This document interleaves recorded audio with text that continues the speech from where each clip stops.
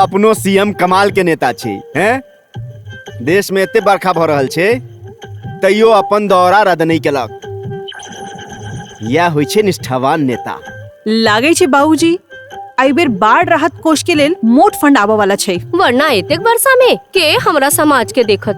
नहीं भाग्यवान एहन नहीं छै। सब नेता एक समान नहीं होइ छै। अगर एहन हेतै त अर्थव्यवस्था बिगड़ जेतै।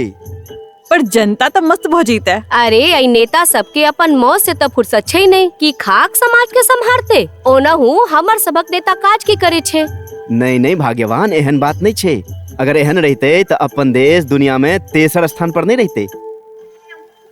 मानै छी जे किछ भ्रष्ट नेता सब पार्टी में छे, लेकिन धीरे धीरे इहो सब सुधर जेते आ सब ठीक भ जेते। सरकार के चाही कि भ्रष्ट नेता सबके चुन चुन के पार्टी से बाहर करे। भाग्यवान एते करप्शन तो सब जगह छे। गहुमक संग घुनो होइ छे। सही कहलिए बाबूजी, गहूम के साथ घुनो पिसा जाय छे। सही कहलौं बुच्ची अहाँ। धीरे धीरे परिवर्तन भ रहल छे। परिवर्तन से मोन पड़ल। अरे ये अपना भोला में कहिया परिवर्तन हेते? भोरे से बाजार गेले हैं, अखन तक नहीं एले। अरे भाई जखन देश में परिवर्तन हेते तो भोलबो में आबि जेते। की बाबूजी? परिवर्तन और की। अच्छा एकटा काज करै छी, हम माया को ओइठाम एकटा चक्कर लगा के अबै छी। हां बाबूजी संभैर के जाब। अखन माया प्रसाद अंकल के एतऽ दिवाली के पटाखा मिझायल नहीं अछि। जा त रहल छी, लेकिन देखब बिना मतलब के बहस नहीं करब। चुप रहो अहाँ दुनू। एना प्रवचन द रहल छी जेना हम छोट बच्चा हो। बाबूजी बच्चा नहीं छी त की, बच्चा के बाप त छी।